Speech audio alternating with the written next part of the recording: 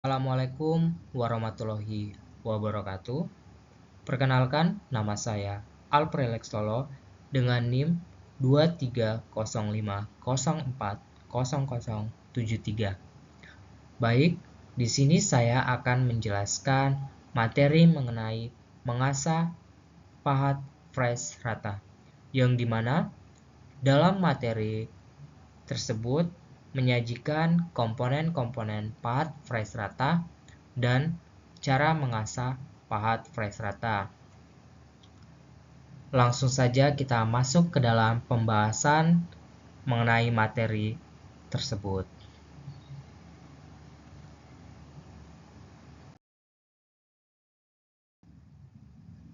Nah, dalam materi ini menyajikan aspek-aspek yaitu tujuan pembelajaran, pokok materi atau nama komponen, submateri atau subkomponen, dan yang terakhir ada uraian materi lengkap.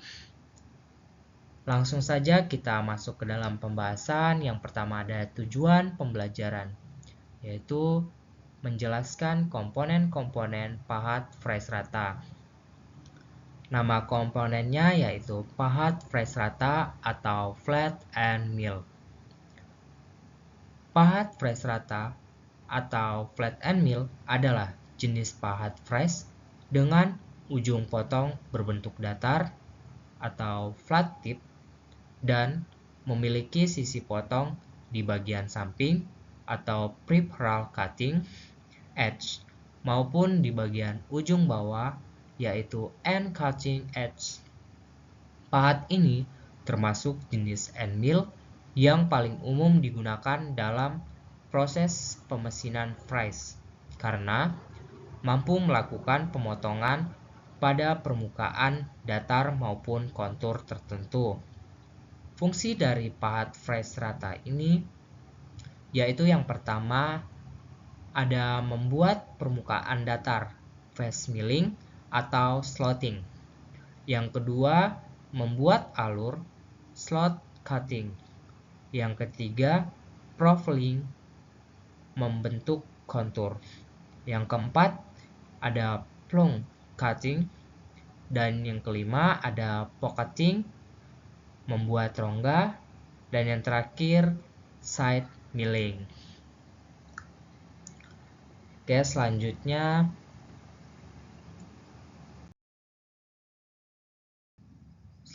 ada seng, batang atau pegangan. Komponen seng, batang atau pegangan ini memiliki definisi, yaitu bagian pahat fresh yang berbentuk silinder atau tirus pada ujung atas pahat. Fungsi dari seng itu sendiri yaitu yang pertama ada sebagai tempat penjepit pahat di collet atau tool holder mesin fresh. Yang kedua yaitu menjamin pahat terpasang kuat, stabil, dan presisi saat proses pemotongan. Selanjutnya ada subkomponen dari seng batang yaitu strike seng. Strike seng adalah jenis seng pahat fresh yang berbentuk silinder lurus dengan diameter sama dari ujung ke ujung.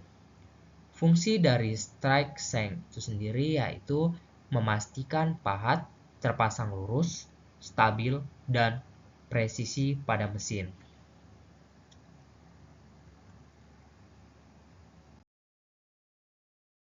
Selanjutnya ada subkomponen taper seng. Taper seng adalah jenis seng pahat fresh yang berbentuk tirus, diameter mengecil ke arah ujung. Fungsi dari taper seng yaitu untuk menjepit pahat besar dengan kuat dan stabil pada mesin melalui sambungan tirus. Dan selanjutnya ada komponen body atau badan pahat. Body, badan pahat adalah bagian utama pahat fresh yang terletak di antara seng atau pegangan dan ujung potong. Fungsi dari bodi atau badan pahat itu sendiri yaitu sebagai bagian inti yang menopang elemen potong dan menjaga kekuatan pahat saat proses fries.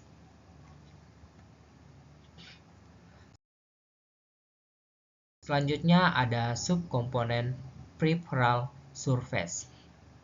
Peripheral surface adalah permukaan luar pada bodi pahat fries yang sejajar dengan sumbu pahat. Yang dimana peripheral surface ini dia memiliki fungsi sebagai bidang keliling pahat yang membentuk gigi potong dan menentukan hasil pemotongan. Selanjutnya ada subkomponen core diameter. Core diameter adalah diameter inti pahat fries, yaitu bagian tersisa di tengah bodi setelah dikurangi alur atau fluid.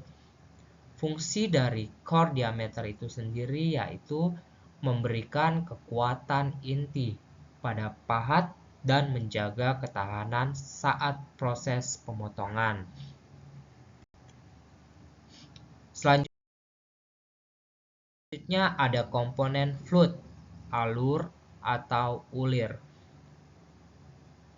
Definisi dari fluid, alur atau ulir adalah alur spiral atau lurus pada bodi pahat fries yang memanjang dari ujung potong hingga mendekati seng. Fungsi dari fluid yaitu menyalurkan chip dan pendingin sekaligus membentuk sisi potong pahat. Selanjutnya ada subkomponen dari fluid, alur atau ulir yaitu tooth atau gigi yang memiliki definisi bagian tajam pada tepi fluid pahat fries yang membentuk cutting edge. Fungsinya adalah sebagai bagian pemotong material pada pahat fries. Selanjutnya ada subkomponen gullet. Gullet adalah ruang cekungan di antara dua tooth atau gigi pada fluid pahat fries. Fungsinya adalah sebagai ruang penampung sementara chip agar pembuangan lebih lancar. Selanjutnya ada subkomponen land. Land adalah bidang sempit pada permukaan gigi pahat fries yang terletak tepat di belakang cutting edge. Fungsi dari land adalah memperkuat sisi potong dan menjaga kualitas hasil pemotongan. Selanjutnya ada komponen cutting edge atau sisi potong. Cutting edge adalah bagian tajam pada gigi pahat fries yang langsung melakukan kontak dan memotong material benda kerja. Fungsi dari cutting edge adalah sebagai bagian utama yang memotong material pada proses fries. Selanjutnya ada subkomponen peripheral cutting edge. Peripheral cutting edge adalah sisi potong pada bagian samping atau tepi fluid pahat fries. Fungsi dari peripheral cutting edge ini yaitu memotong dan membentuk permukaan samping benda kerja. Selanjutnya ada subkomponen end cutting edge. End cutting edge adalah sisi potong yang terletak di ujung bawah pahat fries. Fungsi dari end cutting edge ini yaitu memotong langsung pada ujung pahat untuk menembus atau membentuk lubang. Selanjutnya ada subkomponen corner atau sudut potong. Corner adalah titik pertemuan antara peripheral cutting edge dan end cutting edge. pada pahat fresh. Fungsi dari corner yaitu membentuk sudut pertemuan hasil pemotongan dengan presisi. Selanjutnya ada komponen helix angle atau sudut helix. Definisi dari helix angle atau sudut helix ini adalah sudut kemiringan fluid terhadap sumbu pahat fresh. Fungsi dari helix angle ini yaitu mengoptimalkan pembuangan chip, kualitas potong, dan kestabilan pemesinan. Selanjutnya ada subkomponen dari helix angle ini yaitu high helix 35 derajat sampai 45 derajat. High helix 35 derajat sampai 45 derajat adalah jenis sudut helix pada pahat fresh dengan kemiringan fluid yang relatif besar. Fungsinya yaitu untuk pemotongan halus dengan pembuangan chip cepat, cocok untuk material lunak. Selanjutnya ada low helix 20 derajat sampai 30 derajat. Low helix 20 derajat sampai 30 derajat adalah jenis sudut helix pada pahat fresh dengan kemiringan fluid yang relatif kecil. Fungsinya yaitu untuk pemotongan material keras dengan kekuatan gigi lebih kuat dan tahan lama. Selanjutnya ada komponen neck atau leher pahat. Neck atau leher pahat adalah bagian pahat fresh yang terletak di antara bodi dan shank. Biasanya berdiameter lebih kecil dari bodi. Fungsinya yaitu sebagai bagian transisi yang memberi ruang bebas saat pahat masuk lebih dalam. Selanjutnya ada subkomponennya yaitu relieved neck.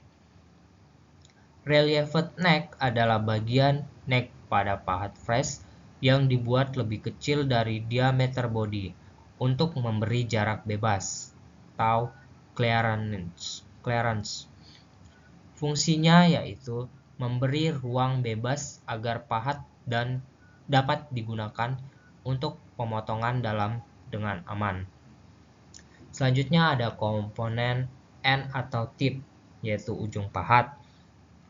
Definisi dari end atau tip atau ujung pahat ini adalah bagian paling bawah dari pahat fresh yang pertama kali bersentuhan dengan benda kerja. Fungsinya adalah bagian yang langsung memotong material dan menentukan bentuk serta presisi lubang atau alur. Selanjutnya ada subkomponen center cutting. Center cutting adalah jenis ujung pahat fresh yang memiliki sisi potong sampai ke titik pusat pahat. Fungsinya adalah memungkinkan pahat fresh memotong material secara vertikal untuk fresh dan melubangi sekaligus. Selanjutnya ada subkomponen non-center cutting. Non-center cutting adalah jenis ujung pahat fresh yang tidak memiliki sisi potong sampai ke pusat pahat. Fungsinya adalah hanya memotong di sisi pahat, tidak bisa memotong vertikal atau melubangi. Selanjutnya ada komponen chamfer atau corner protection atau tirus ujung atau radius. Definisinya adalah modifikasi pada sudut potong atau corner pahat fresh berupa tirus kecil atau radius melengkung. Fungsinya yaitu melindungi sudut pahat dari kerusakan dan mengurangi tegangan saat memotong material. Selanjutnya ada subkomponennya yaitu chamfered corner. Chamfered corner adalah sudut potong pahat fresh yang dibuat tirus kecil atau bevel, bukan tajam lurus. Fungsinya adalah membuat sudut pahat miring untuk mengurangi tegangan dan mencegah kerusakan saat memotong.